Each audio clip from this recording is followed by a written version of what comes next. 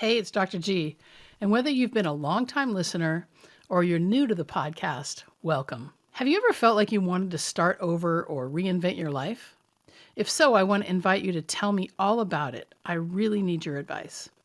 And to reward you for your time, I'm going to be choosing 9 listeners to join me on a free one-on-one relaunch game plan call. This call is designed to help you get clear on your specific goals so you can relaunch your life. To join in and be eligible for the free call, go to discover.drgordon.me. That's discover.drgordon.me and answer all the questions. I look forward to reading your responses and talking to you soon. Thanks for your help, and thanks for launching your life with me.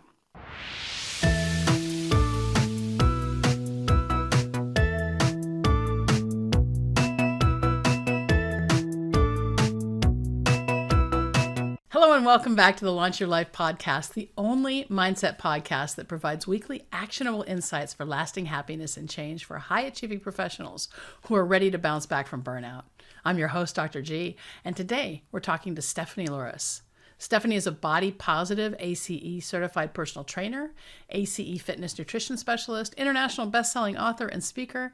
She was sick and tired of being sick and tired and needed some changes. Through small actions and goal setting, Stephanie has lost over 200 pounds. She used balanced nutrition and movement without the use of restrictive dieting, commercial weight loss plans, or supplements. She has gained a love of endurance sports. She runs marathons and is currently training for Ironman distance races. She uses the same holistic goal setting and working with clients and in groups and individually to empower people to break down the everyday so they can achieve their best wellness personally. Stephanie specializes in beginner and adaptive fitness, aiding those of all sizes, age, conditions, illness, and ability. During the podcast, you're going to discover the power of habits in making lasting change, the importance of routine and accountability, how to change your relationship with failure, how to let go of the importance of a number when it comes to weight and health, the mindset shifts required to lose 200 pounds and keep it off, and why accountability matters. Every day at 8:30 a.m. Eastern, I post on LinkedIn. Follow me there. Just search for Dr. Michelle Gordon to get actionable life launching tips. And when you're ready to create change in your life, reach out to me on LinkedIn or by email, drg@drgordon.me.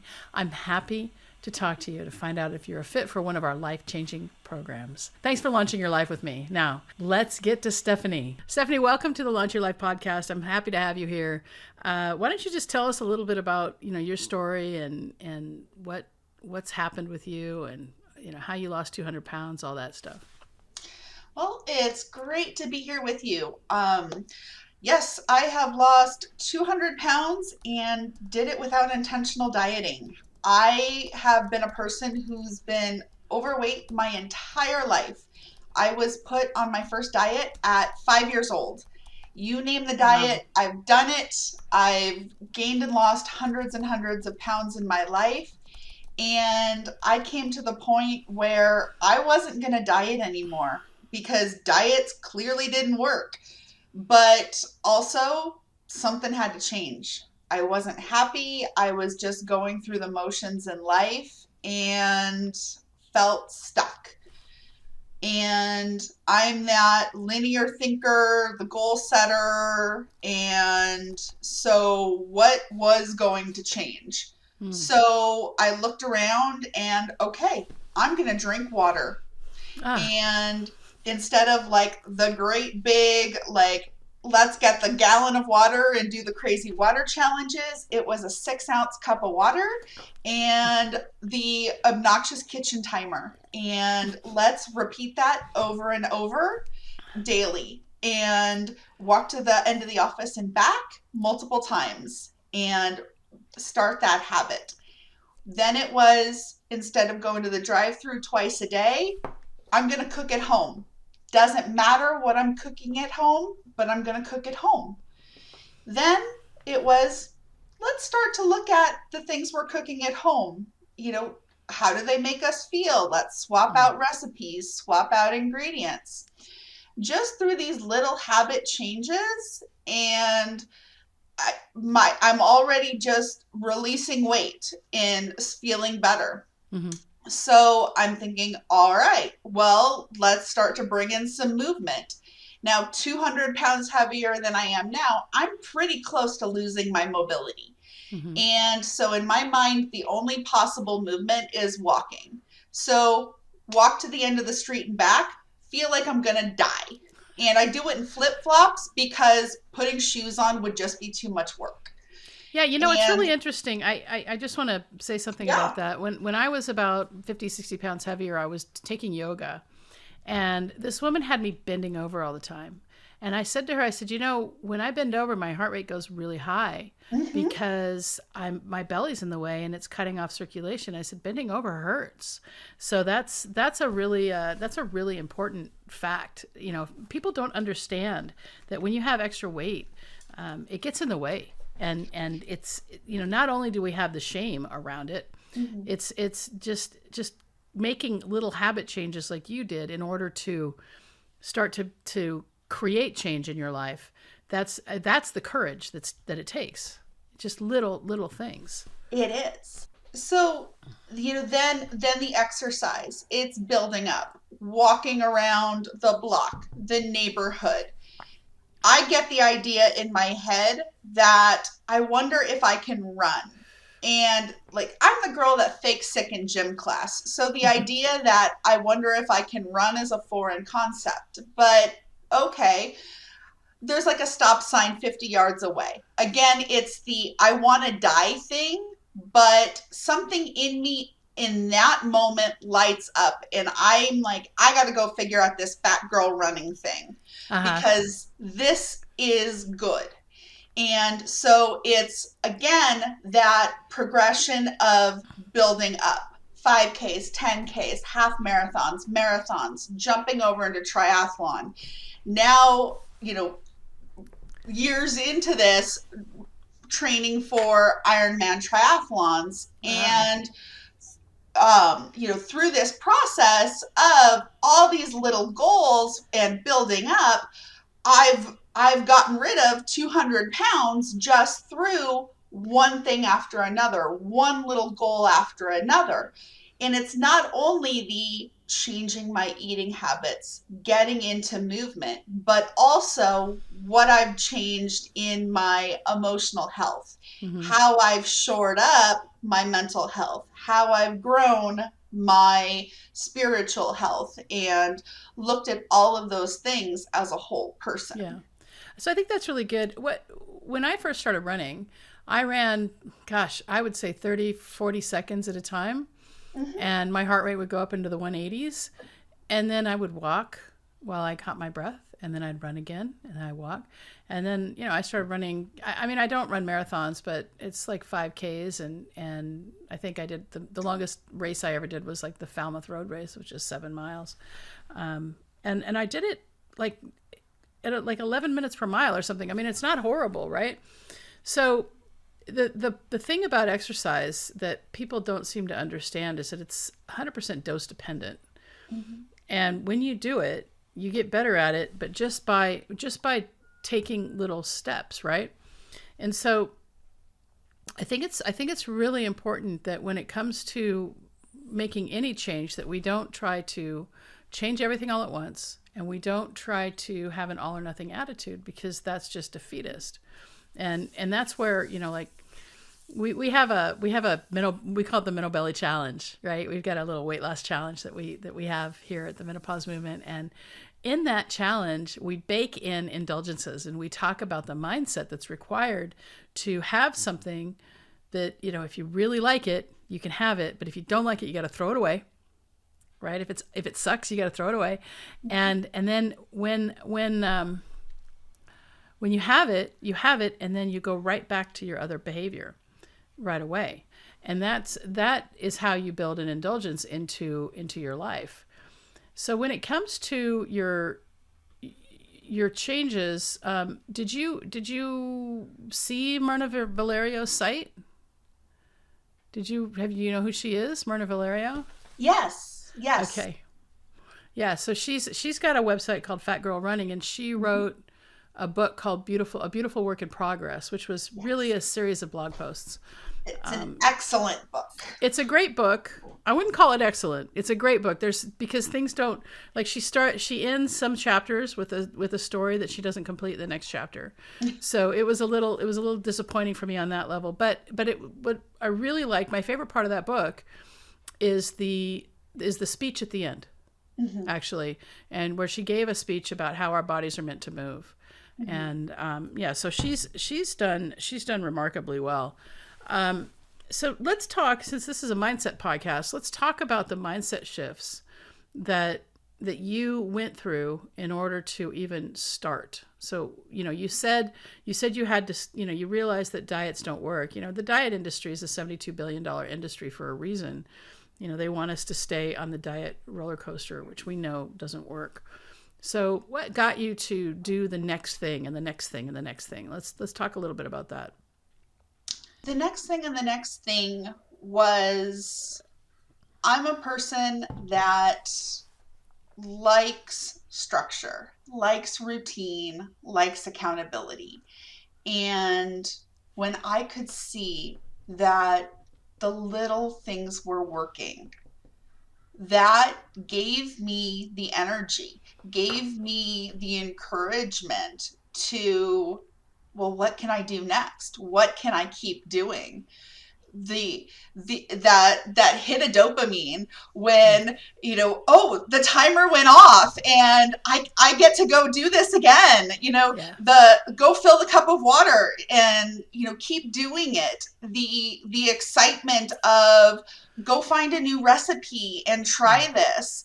And, if it sucks and it, doesn't come out, well, what can I try again? There were nights we had really shitty meals and, it was salad for dinner because something really didn't come out well. Yeah. But, that it was the excitement of, well, what is there that comes around out of this? And it was almost that reward cycle. And I like the challenge and what's next. And I think for me, that was almost when I found racing and that the endurance sports that I actually enjoyed that's where I found my passion in training and racing, because it's like, well, what is next? What is next? How do I improve? How do I keep getting better and further and do all the things? So I think it's important that it sounds like what you did was you at least with it, when it comes to cooking, you kind of changed your relationship with failure. Mm-hmm. And failure became an opportunity to go to do something better, right? Mm-hmm. And I think that's really important in life is that we sometimes seem to think that as adults we should be really good at everything we try. Mm-hmm. And if we're not really good right away or something doesn't work right away, then we got to give it up. And I don't know where that mindset comes from, but I like to tell people I work with that anything worth doing is worth sucking at it first. And, babies are not born walking, right? Babies are born and they fall down and they laugh and they get up or they cry, it doesn't matter. And it takes time. Everything takes time. And so how long did it take you to lose the 200 pounds? Just over 2 years. Okay. Now I've maintained it for about 6 years. Like, this is like an 8-year span now that I've been at this. And for me, like, it comes down to the biggest lesson, because I'm a people pleaser. The biggest lesson is that it's okay to fail, but I'm not a failure. Yeah. And that ties back to all those diets, that it's the diets that failed me. I didn't fail. And really coming to the understanding that it's not tied to who I am, but really understanding who I am is it has no relationship to my actions. That I can separate the two Mm-hmm. and try again and try again and have successes, have failures. And it's not tied to my worth.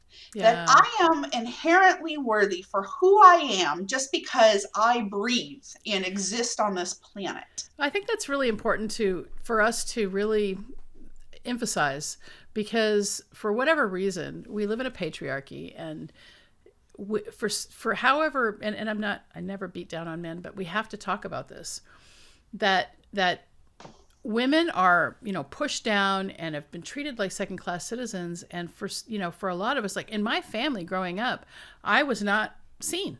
I was not heard. And even now, and he doesn't even know he does it. My younger brother, I'll ask him a question and he'll ignore me. I have to ask him 3 times. And that's just innate kind of built-in behaviors that women were not valued. Mm-hmm. So I think it's really important for us to look at all of our beliefs around what it means to be a woman. And if you're a man listening, it really to take a look at how you treat women in your life. And even if you have, great relationships and stuff, there are societal things that happen that just are, this is the way we do things, and they can end up kind of harming us because we tend to think that we're not as worthy. And in the case of anyone who's had an abuse history like me, getting over that and coming to a place of understanding that, my worth is not related to what somebody else thinks of me, but being innately worthy. And, that comes back to having some sort of a spiritual practice. Now, spirituality, this is not a spiritual podcast, but I think it's important that we talk about there's something bigger, and finding something bigger helps us to really move more into purpose, right? Mm-hmm. So when you talk about spirituality, this is a Christian nation, so a lot of people want to talk about Christianity, which is fine. For me, getting through, like, I was an atheist for a long, long time in menopause. And then I read this book, Paramahansa Yogananda, called Autobiography of a Yogi. And that put me down a spiritual path that I'm still on. And so I think it's really interesting because everything happens in the time it's supposed to, right? And we have to trust that the universe has got our backs. And so that's, and I know this still relates back to weight loss, you see, because when we have a whole view of who we are, then the weight kind of takes care of itself. And weight loss, and I tell the women in my program all the time, there's no quick fix, and weight loss is an inner game. And when you can start to understand the reason why you eat at night, the reason why you want to only eat carbs and sugar, the reason why you go through McDonald's 12 times a day, then when you get behind the meaning, then you can start to make changes. And just like you said, like little teeny habits, little teeny things. Don't try and do it all or nothing, because man, when you try and do all or nothing, it's a recipe for failure, right? 100%. Yeah. And I firmly believe the weight will take care of itself. Yeah. And someone can come in my office and tell me I want to lose X number of pounds. That's fabulous. But I want to know why. Why do you want to lose that? And we're going to keep asking that question, why?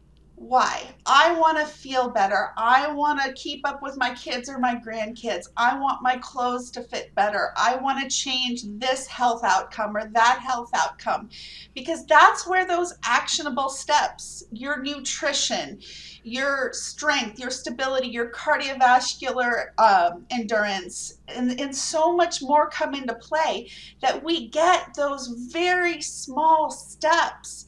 So when we change those health outcomes, when we work on those things, whether or not the scale actually changes, your transformation happens, the scale takes care of itself. Yeah. And we don't need to worry about the number on the scale. Yeah. Your health changes, your body composition changes, everything else takes care of itself, and we don't need to focus on the number. Oh, that's so important. And, focusing on, finding a process that works and then just focusing on that process, outcomes always take care of themselves. You talked about just, standing up and walking to the kitchen or walking in your house initially. Were you getting winded when you did that? Oh, absolutely. Yeah. So I have a friend. You may know who she is. Her name is Tulin Amir, and she's a weight loss coach also, but she doesn't talk about weight loss. She talks about like losing the weight between your ears. So she's Coach Tulin, Plus Size Fitness, and she's always showing pictures of her body. She had a big belly drape, and but the story she tells is that she got up. She was like 400 pounds, and she got up off the couch and she started swaying. That's all she could do, was sway, and now she's, she'll show pictures of her, of her working out. She's lifting weights. She's cutting weight right now, and it's her befores and afters are awesome, and I think it's really important that your journey is not my journey, right? And we all have our individual way of coming through life. And one thing I hear from women all the time is, I want to fit into my high school clothes, or I want to fit into my wedding dress, or anything like that. And when I first started down my own weight loss journey, I was like, I have to get back to how I was in high school. And then I realized that high school body had never birthed a child. And that high school body, didn't do the things. I mean, I can do more with this body now than I could when I was in high school. And so I really let go of that expectation, and that freed me up.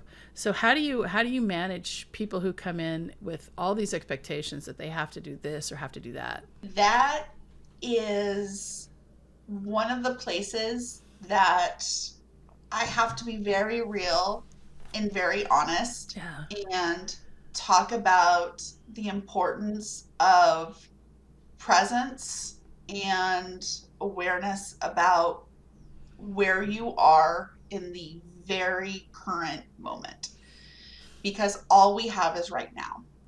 And all I have to go on that is my personal experience. And that is because I talk about, when I think about, had I thought about like where I would have been at my ideal size, or even what my body would have looked like when I reached the weight I am now, I would have had a particular aesthetic in my mind.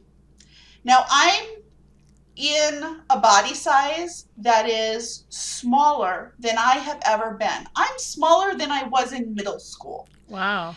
And which blows my mind, but I don't encompass an aesthetic that I would have ever anticipated, because I have hanging skin. I don't have curves in the places I would have expected to have curves. It's not the wonderful, sexy body everybody would have thought about. Menopause has brought the little pooch that I've never had.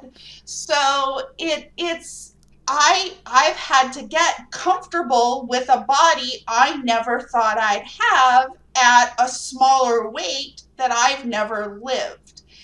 And so you get to this magical number and you're like, wait, but where's the body? And so we start to get to this place of expectation, and we're we don't have it. Yeah. So it's managing our expectations and just looking at what is okay, what is not, and what can we live with. While I don't have that picture, that aesthetic, I am strong inside and out. I can do things that I never imagined. I have a life I never pictured. Like there's things that are absolutely incredible. And so I have to ground myself in that And I'm very grateful for that and look at the abundance that I have around that Yeah. instead of, oh my gosh, the skin around my arms is greater than the circumference of my muscles. So, things like Yeah, that, yeah. okay, I can live with that. So the fact that you're smaller than you've ever been in your life, I think that's an important mindset thing to look at, because things happen and we come to certain expectations, right? And one of the things that, like let's say we're born poor, and then all of a sudden we win the lottery. About 90% of the people who win the lottery, millions of dollars, it's gone within 5 years, because they don't have the mindset of somebody who is wealthy. And there's a whole thing about belief and deserving and things like that, right? So what did you have to overcome to accept yourself at this new place in your life and realize that this is now who I am? Because you look in the mirror, you probably still are like, oh my God, that's me. There is lots of therapy involved. There, I have, no joke. I mean, I don't know how to live in this body. I mean, there is therapy. I have gone to stylists because I don't know how to dress this body. I still go to the store and don't know how to pick up the size clothing to fit this body. And because I don't know how to dress it. And so it's having to get the support to live in a body that is very foreign to me, because Yeah. I don't feel like the adult that I am, because I still feel like the child that's so much larger. That's really important. And so how we see ourselves is how we're going to kind of portray ourselves in the world. And you're 40 years old, right? Yes. Yeah. But in your mind, you're still, 13, maybe 14, thinking about what how you felt at that time. And I totally get that. At 15, I'm still like that 15-year-old girl, especially around men. And it's like, what the hell? Why am I acting like this? I'm a 57-year-old woman. And so it's really funny. And I think it does come back to patriarchy and the way that women are treated like as less than. And so we start to think of ourselves that way. And so how can we, and I think this is an important shift for anyone who's listening to this, we need to start to see ourselves as like how we view our moms. If even if our moms were not good moms, right? We still saw them as adults, right? Or our grandmas or whatever. And so we have to start like seeing ourselves, our adult selves, as adults. That is, you're the first person I've ever talked to about that, who actually like understood that. Everything comes through the filter of my 15-year-old self. It doesn't, not so much anymore. Now I'm starting to be an adult, and that's been going on for a while since I started doing mindset work. But I think that's so important for us to just, really take a look and say, well, is this coming through the filter of my hurt child, or is it coming through the filter of my rational adult? And when we can do that, we can separate that, then we can get some distance from whatever the thing is that might be triggering us. And then we can start to make a response that is maybe more rational. Absolutely. Yeah, no, that's really good. What would you say to somebody who's listening to this, who's, ready to lose 200, 300 or more pounds? And how would you advise them to get started? When you look at something as daunting as I've got this massive amount of weight that I'm looking to lose, it's not about the number. Mm-hmm. It's about, what can I do to improve my quality of life today? Like for me, it was the water that I started with. And I started with the water because I wasn't drinking water. I was living on coffee and Diet Coke. And so, what is the one thing that you can do today, not tomorrow or the next day, or that you're going to do to overhaul your life completely? But what's the one thing that you can do today that's going to help you feel better? Yeah. And it could even be something as simple as just writing in a journal, Yeah. or it really doesn't have to be huge. It doesn't have to be life changing, but I, it has to be something.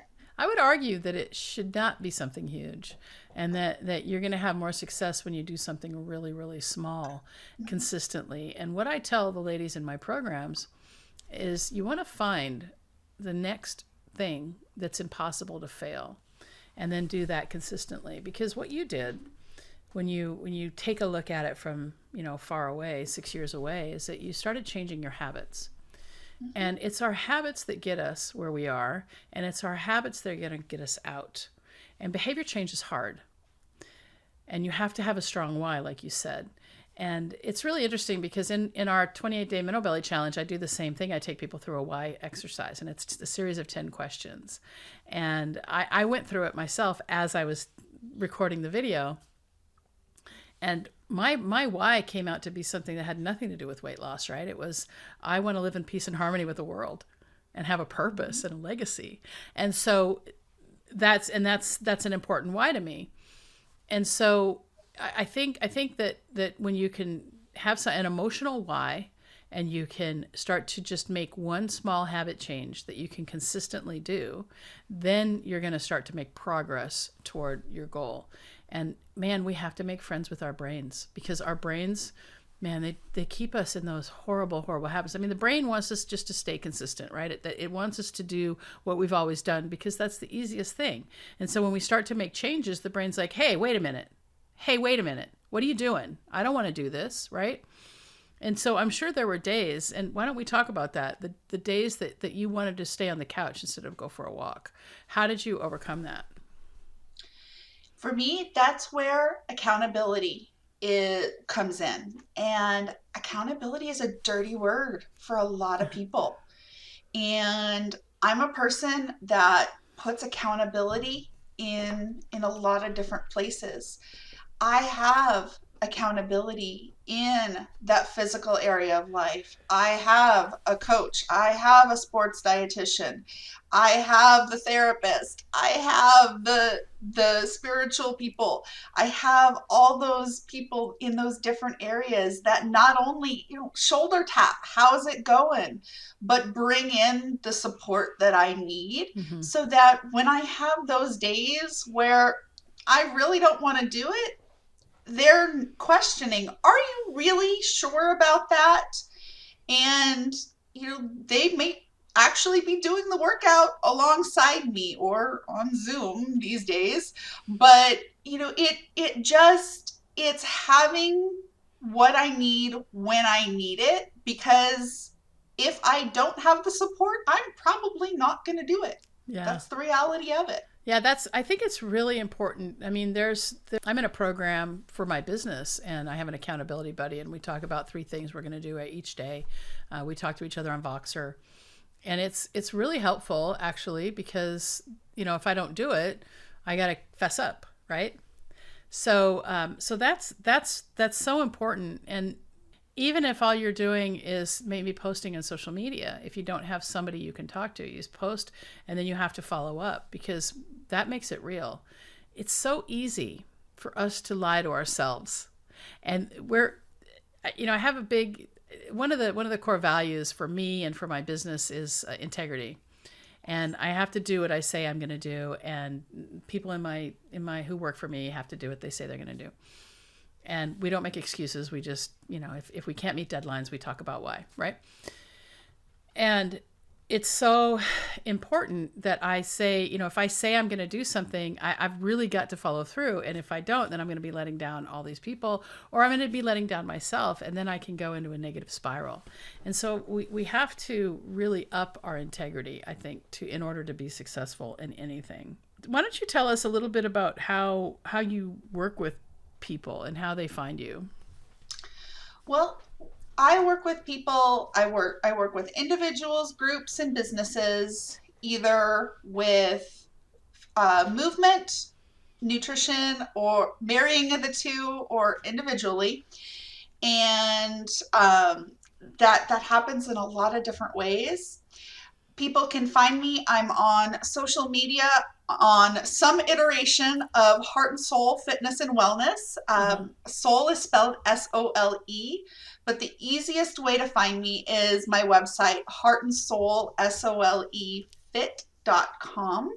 And my website, there's a place there you can get on a call with me just to talk about wellness. What are your needs? I'm not everybody's right fit, but I do have a huge referral network of people I know, like, and trust, that if I'm not your jam, somebody else is. So let's say that I call you up. I have a call with you. I want to work with you. What's the first thing that you do for me? Well, depending on what your needs, what your goals are, it's that high touch or low touch.